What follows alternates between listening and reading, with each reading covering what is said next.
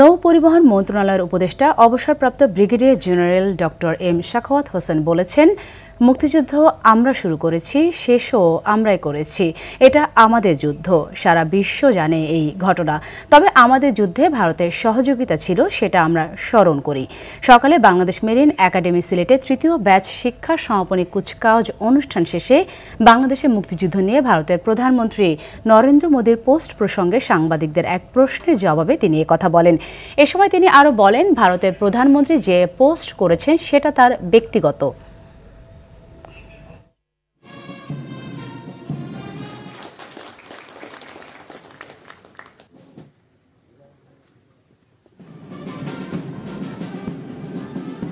আমি শুধু এটুকু মনে করি যে এটা আমাদের যুদ্ধ, আমাদের প্রাণহানি হয়েছে, আমাদের মা বোনেরা স্বর্ণহানি হয়েছে।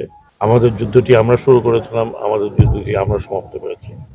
সেখানে সাহায্য সহযোগিতা ডেফিনেটলি ভারতের ছিল, এর কোনো সন্দেহ নেই।